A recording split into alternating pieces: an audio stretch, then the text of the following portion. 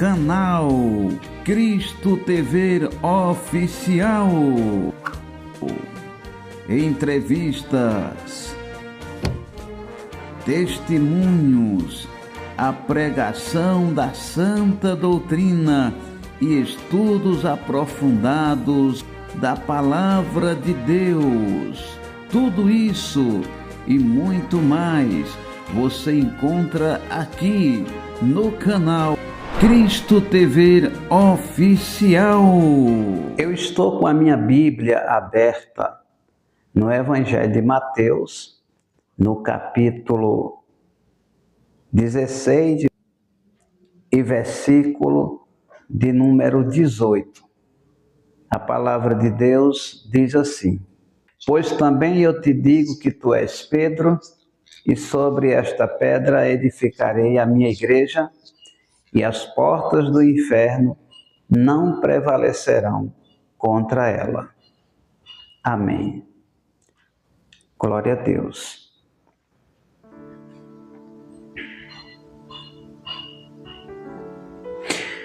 Nós estamos diante de mais uma passagem maravilhosa das Escrituras Sagradas, aonde Deus ele vem nos revelar algo de suma importância para todos nós cristãos, que é exatamente o momento aonde o Senhor Jesus ele cria a sua eclesia, né? Esse texto nós já vimos a primeira parte dele lá no primeiro vídeo que nós gravamos acerca da fé. Eu vou deixar um link aqui embaixo, caso os irmãos queiram dar uma olhada lá. Então veja bem, uma das coisas importantes que Jesus fala aqui é que as portas do inferno não iria prevalecer contra a sua igreja.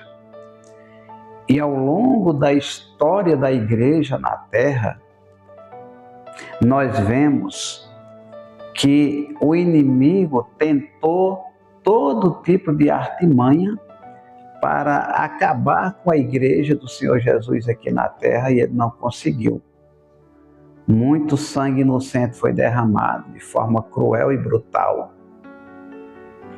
Muitas vezes houve um período em que a escritura foi proibida. As pessoas não podiam ter acesso à Bíblia Sagrada. E ao longo desses 2000 anos de igreja,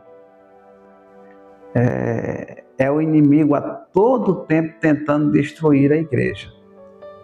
E ao longo de todos esses séculos, ele vem mudando de estratégia. E a estratégia que o inimigo está usando agora é tentar de todas as maneiras tirar os irmãos de dentro da igreja, fazer com que eles deixem de congregar. Então, para nós entendermos esse assunto com mais profundidade, nós precisamos entender o que é o conceito de igreja na teologia, né? Existem 3 definições para a igreja na teologia que nós estudamos. Por exemplo, o primeiro deles é que a igreja ela é uma organização, que nós chamamos de organismo vivo. Quem foi que criou esta organização e quem foi que a organizou? Foi o próprio Senhor Jesus Cristo. O Senhor Jesus, ele cria a sua eclesia, daqui a pouco a gente vai estudar isso, e ele organizou, ele articulou, ele colocou os alicerces da igreja e entregou-a nas mãos dos seus discípulos, os apóstolos, para que eles pudessem dar continuidade àquilo que ele começou. Nós sabemos que os apóstolos ficaram cerca de 3 anos e meio aprendendo com o próprio Senhor Jesus Cristo, de dia e de noite. Depois, quando Jesus ressuscitou, antes dele voltar para o seu trono de glória, ele ficou cerca de 40 dias dando instruções aos apóstolos e ensinando a eles tudo que eles deveriam fazer, como que eles deveriam caminhar. Então, quando nós observamos a organização da igreja no primeiro século, né? Jesus, ele cria uma organização cristã, uma organização religiosa. Quando a gente começa a comparar com o que foi inventado lá no Concílio de Nicéia, no século IV, no ano 325, a gente vê que ali não é mais igreja.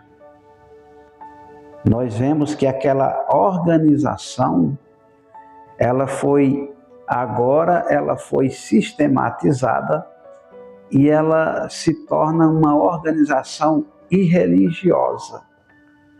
Como Paulo fala lá na primeira carta de Timóteo, no capítulo 1, versículo 9, Paulo diz, ele vai falando em uma série de transgressores das leis de Deus, e entre elas estão o que ele chama de irreligiosos, que eram pessoas que estavam dentro do judaísmo, mas que não criam nos mandamentos de Deus, não criam nas palavras. Tudo que eles faziam era para serem vistos pelos homens.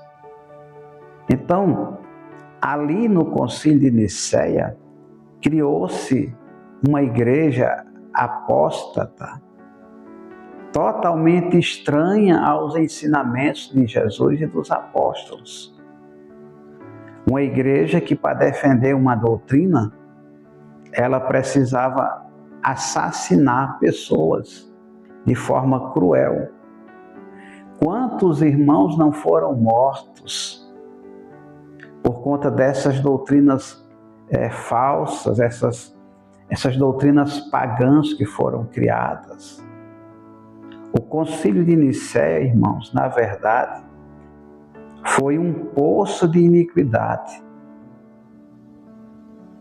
A igreja que Jesus criou, que os apóstolos defenderam com tanto rigor, com tanta força, tanta coragem, lá no primeiro século, agora não existia mais. E existia como uma igreja escondida. Ela não aparece na história. E nós vemos que toda vez que alguém tentava questionar os dogmas desta nova igreja estranha, a pessoa era tida como herege e muitas vezes era assassinada por conta disso. Esse povo, eles têm o monopólio em suas mãos até hoje e não continuam matando cristãos, porque hoje nós temos leis que nos protegem. Mas se não fossem essas leis, eles estariam matando cristãos do mesmo jeito. Mas aí o diabo usa outras estratégias para poder acabar com alguém que ousar questionar essas doutrinas pagãs. A pessoa ela é acusada de herege e a sua igreja é acusada de seita. Então, eles tentam de todas as maneiras calar a boca daqueles que Deus levanta para combatê-los. A segunda definição de igreja é que a igreja ela é chamada de igreja invisível. O que é isso? Significa que a igreja do Senhor Jesus ela não tem uma placa denominacional. Está entendendo? Significa também que vai ter gente salva da maioria das igrejas. Eu não falo todas, porque existem umas que a gente não pode nem sequer chamar de igrejas, que são, na verdade, sinagogas de Satanás. Mas vai ter gente salva nas Assembleias de Deus, vai ter gente salva nas batistas, vai ter gente salva na metodista, nas congregacionais, nas luteranas, calvinistas. Essa é a igreja invisível, a igreja de Jesus na terra, é o que nós chamamos de o corpo de Cristo na terra. Está entendendo? E esse corpo, tem muita gente dizendo aí, muitas vezes, quando a gente vai conversar com eles dizem, eu não preciso de igreja porque eu sou igreja. Deixa eu dizer uma coisa, você sozinho, você não é igreja. Você é apenas um membro que fora da igreja não vai conseguir resistir. É como um corpo ele é constituído de membros.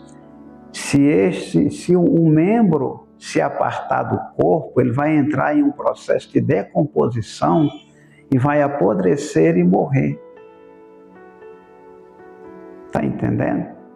O Senhor Jesus, no Evangelho de João, no capítulo 15, do versículo 1 até o 7, Jesus disse assim, ó, ele diz que ele é a videira verdadeira, nós somos os ramos ou as varas, né? E ele diz que aquela vara que não der fruto, ela será cortada da videira e lançada no fogo. Ou seja, Jesus está falando que um membro fora do corpo, ele não sobrevive.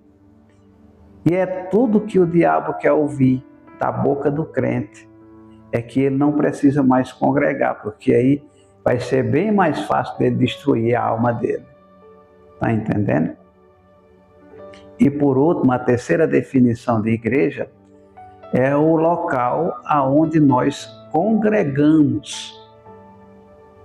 O templo, né, que na Bíblia é chamado de tabernáculo, ou o santuário, ou tratar-se de um local sagrado, aonde a igreja se reúne, aonde Deus se faz presente.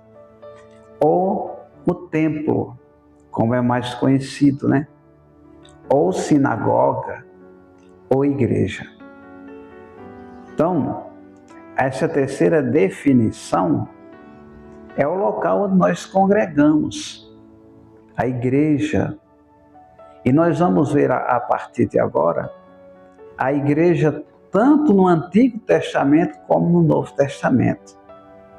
Nós vamos entender a importância da igreja na Antiga e na Nova Aliança. Ok? Então, vamos abrir as Bíblias. Olha só, livro do profeta Jeremias, capítulo 26, versículos 17 e 18.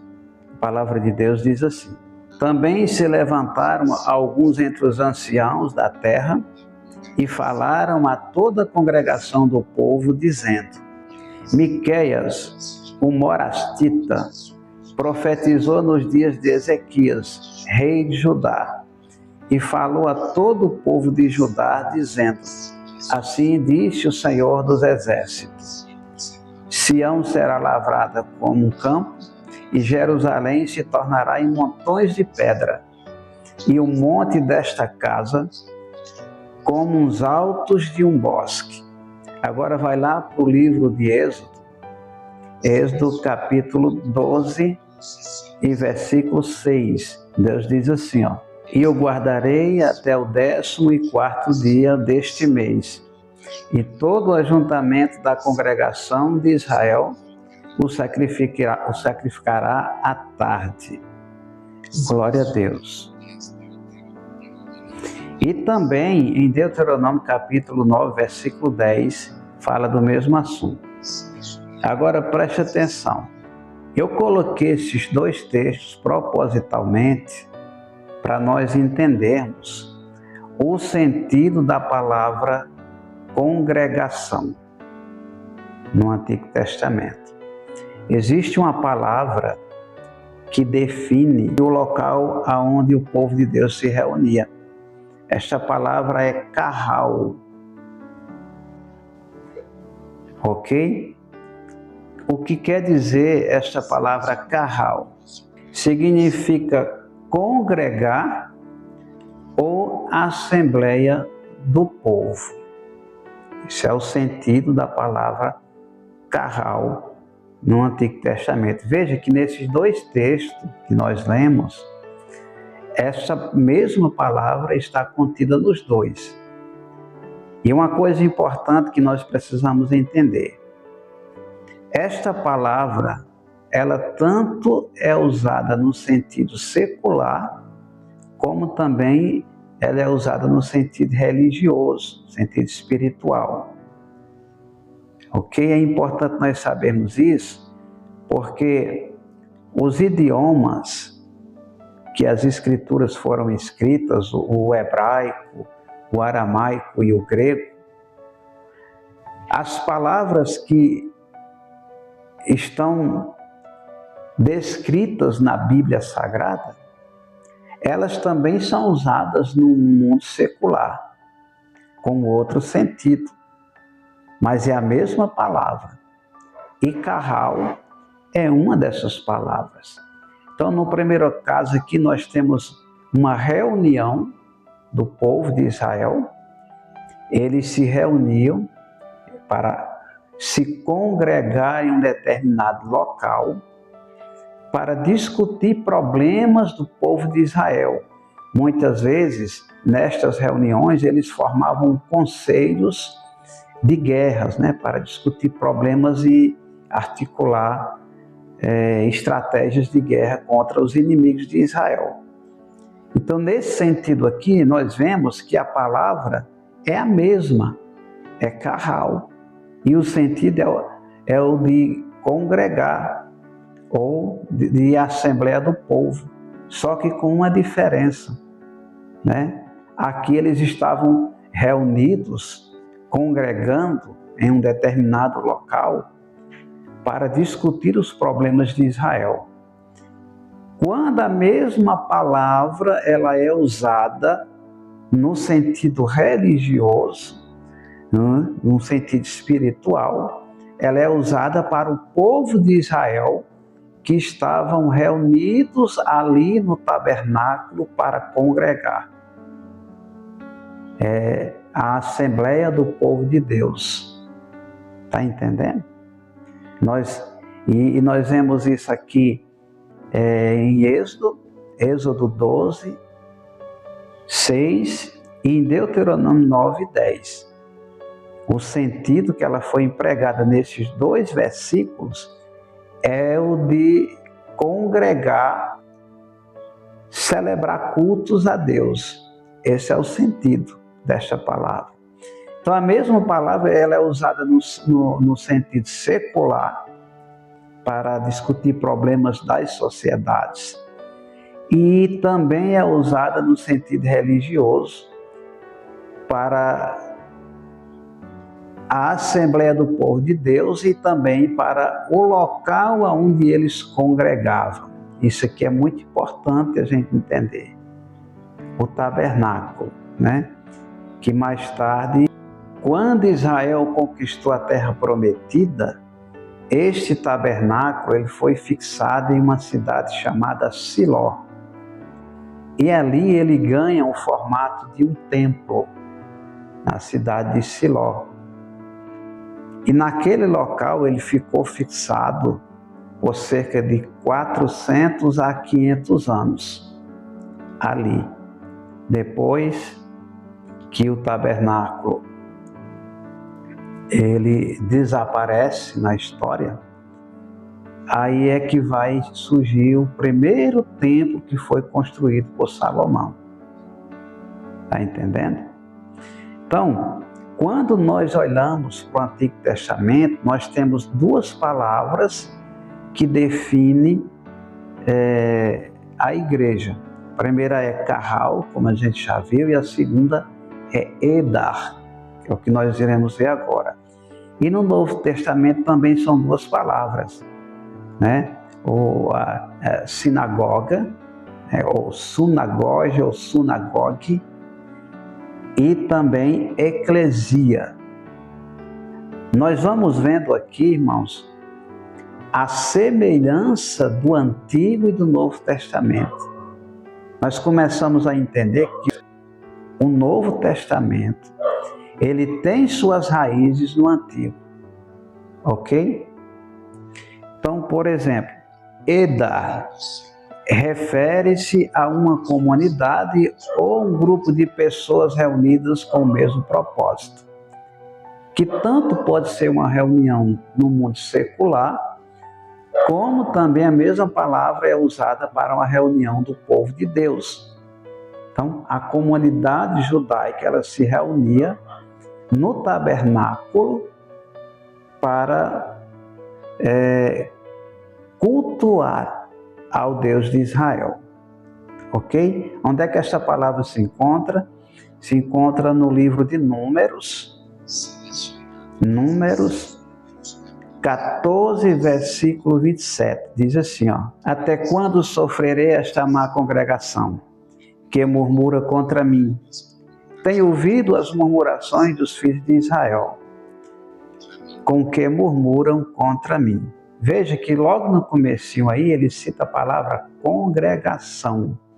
E lá no original a palavra é Edar, que quer dizer, como a gente já viu, uma comunidade de pessoas reunidas em um determinado lugar para um propósito. No caso aqui, o propósito era celebrar culto a Deus.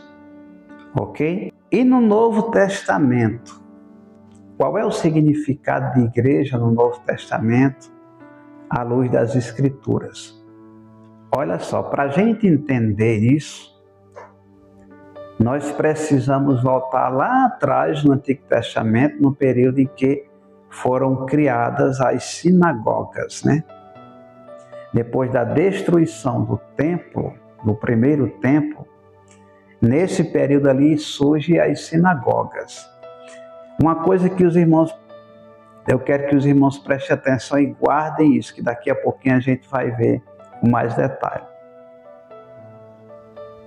O tabernáculo, quem mandou que o povo congregasse em um tabernáculo não foram os homens da terra, não foram os patriarcas, não foram os profetas, os judeus, os apóstolos.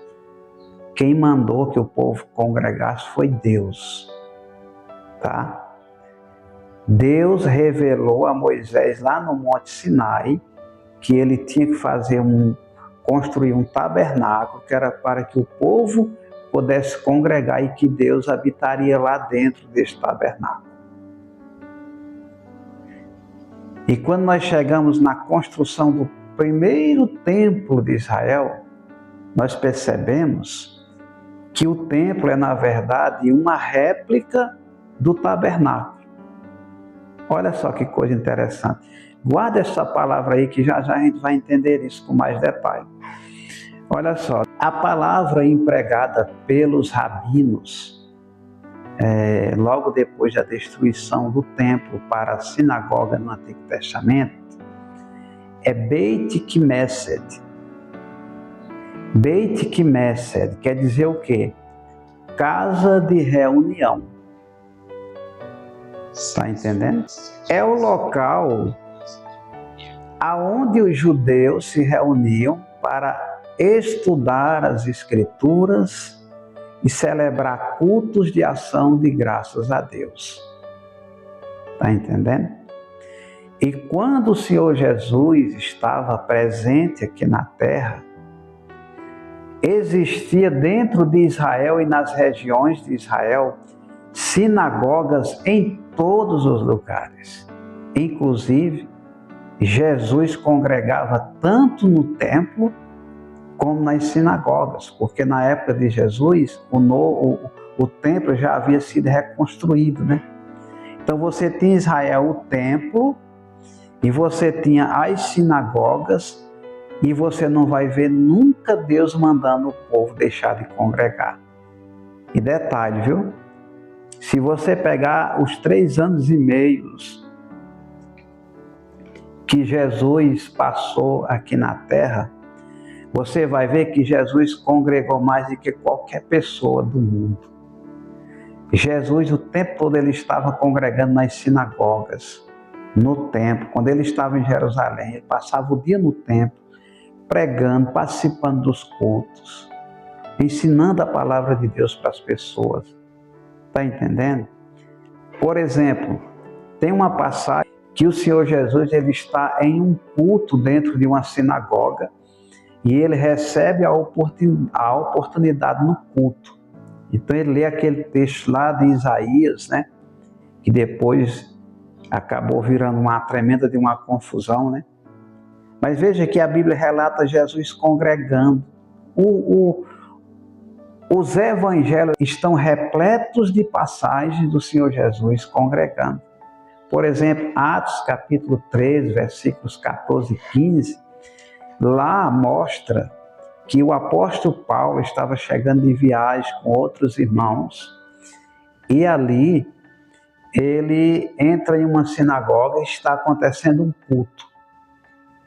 E o dirigente da sinagoga, ele dá a oportunidade para Paulo. Paulo levanta e começa a pregar a palavra de Deus lá na sinagoga. Os apóstolos congregavam tanto no templo como nas sinagogas, minha gente. Está entendendo? Os apóstolos só passaram a congregar na casa dos irmãos porque eles foram expulsos do templo e das sinagogas. Como não tinha mais aonde eles congregarem, o que foi que eles fizeram? Eles começaram a congregar nas casas dos irmãos.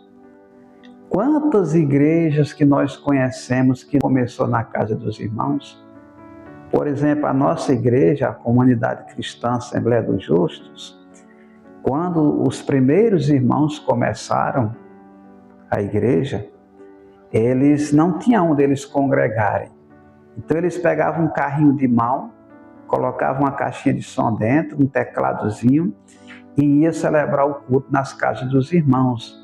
Só que aí a igreja começou a crescer e eles perceberam que existia uma necessidade extrema deles procurarem um local para congregar. E assim eles fizeram, procuraram um prédio, alugaram e começaram a congregar. A mesma coisa aconteceu com a igreja primitiva. Quando a igreja começou a crescer, e a igreja primitiva crescia muito, eles tiveram que procurar um local para poder congregar. No Evangelho de Mateus, no capítulo 13, e versículo 54, olha o que é que a palavra de Deus diz. E chegando à sua pátria, ensinava-os na sinagoga deles, de sorte que se maravilhavam e diziam: de onde veio a sabedoria e estas maravilhas? Então veja que o Senhor Jesus ele estava aqui em uma sinagoga ensinando a palavra de Deus. E as pessoas estavam maravilhadas com as palavras que estavam saindo da boca do Senhor Jesus, porque eram palavras de vida eterna. Então eles diziam: de onde veio a essa sabedoria? E de onde veio essas maravilhas, né? Jesus dentro de uma sinagoga pregando. Está entendendo? Provavelmente aqui foi ele recebeu outra oportunidade em um outro culto. Qual é o sentido de sinagoga no Novo Testamento? Sunagoge ou sunagogue, né? Significa o quê? Olha só. Assembleia dos judeus formalmente reunidos para ofertar orações e estudar leituras e exposições das Escrituras. E é óbvio que era o local onde eles celebravam cultos a Deus. Então isso aqui é um local de reunião, é o que a Bíblia chama de tabernáculo, de santuário, de templo, de sinagoga, de igreja. Nós vamos ver agora, olha só, voltando lá para o texto de Mateus 16, 18, Deus diz assim, ó, glória a Deus. Selecionando 26 Pois também eu te digo que tu és Pedro, e sobre esta pedra edificarei a minha igreja, e as portas do inferno não prevalecerão contra ela. Olha só, esse aqui é o momento exato aonde o Senhor Jesus cria a sua eclesia, a sua igreja. E o padrão usado pelo Senhor Jesus é o mesmo que os rabinos usavam no Antigo Testamento e na época de Jesus. Para se abrir uma sinagoga, era necessário que naquele local aonde a sinagoga ia ser aberta, tinha que ter ali pelo menos 10 judeus morando naquele lugar. Senão, não podia abrir. E quando o Senhor Jesus ele vai criar a sua igreja, ele tinha consigo 12 judeus, ou seja, ele tinha 2 judeus a mais. E ele era um rabino.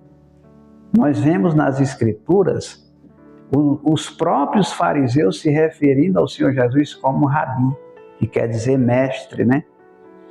Então Jesus, ele tinha autoridade para criar a sua sinagoga. Agora preste atenção, lembra do que eu falei lá atrás?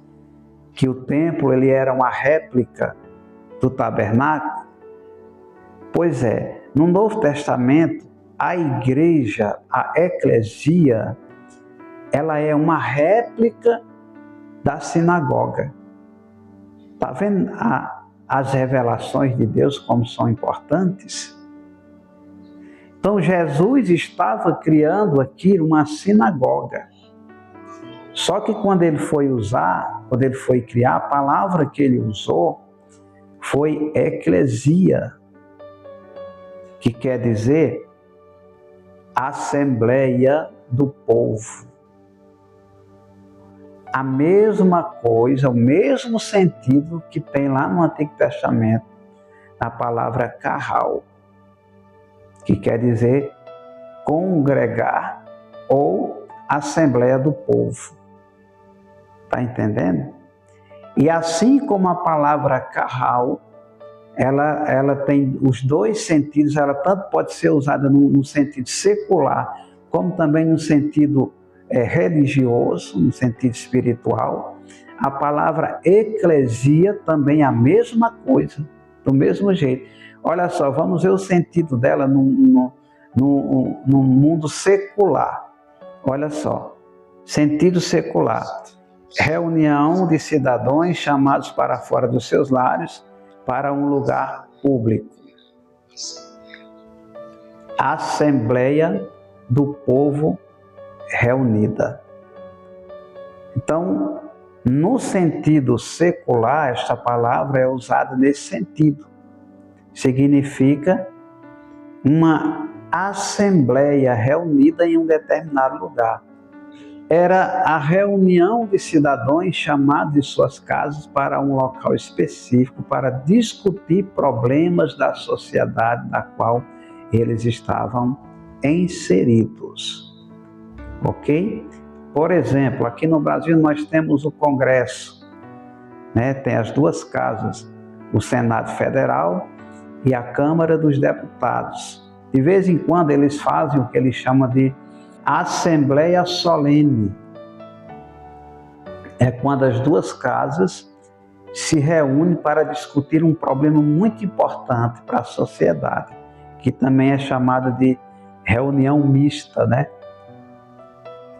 Então, se a gente fosse usar a palavra no grego aqui, a palavra que seria usada para esse evento seria o quê? Eclesia, que quer dizer aglomeração de pessoas em um determinado local para discutir problemas sociais da sociedade, né? Seria isso.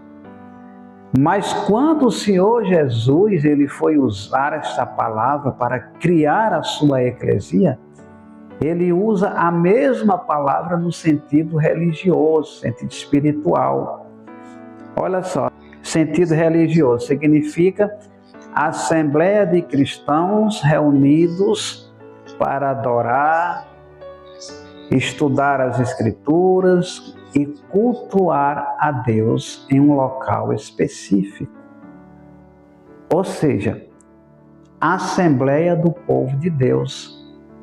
Veja que é a mesma coisa, o mesmo sentido de sinagoga. Então, tanto faz você chamar igreja de sinagoga, como você chamar de igreja. É a mesma coisa. A palavra que Jesus usou é que foi diferente. Ele usou a palavra eclesia, mas o sentido é o mesmo. Está entendendo? O porquê da importância de você congregar, a importância do templo para a igreja na terra, porque é ali o local onde nós nos reunimos para celebrar cultos de ação de graças a Deus. Está entendendo? Este local aonde nós nos reunimos, ele também é chamado de casa de Deus. Veja que o padrão do Novo Testamento é idêntico ao do Antigo Testamento. Aqui, na primeira carta de Paulo a Timóteo, no capítulo 3, e versículos 14 e 15, a palavra de Deus diz assim, ó.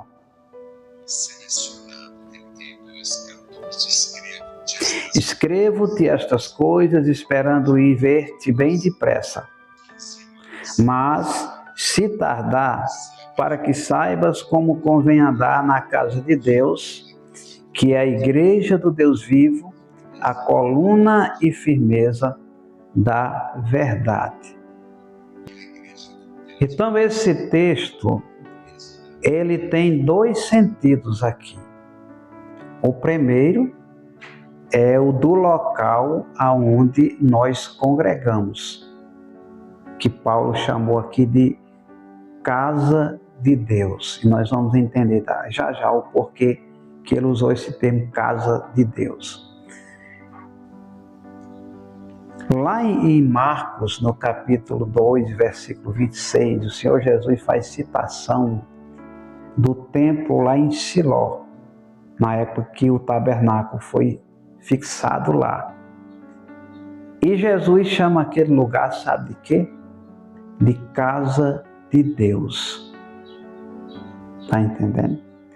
Então, para Jesus, o local aonde o povo de Deus se reunia era também chamado de casa de Deus, porque tratava-se de um local sagrado aonde Deus habita.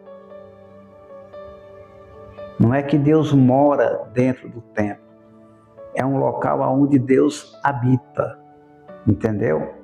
Olha só, esta palavra no grego, a palavra que Paulo usou no grego é oikos. Oikos significa a casa de Deus, o tabernáculo. Então veja que Paulo, ele segue o mesmo padrão do Antigo Testamento. O local onde a igreja se reunia é chamado, ou aonde a igreja se reúne até hoje, né? É chamado de a casa de Deus ou o tabernáculo. E quando ele usa o termo aqui tabernáculo, ele não está falando do nosso corpo. Ele está falando do local aonde nós congregamos.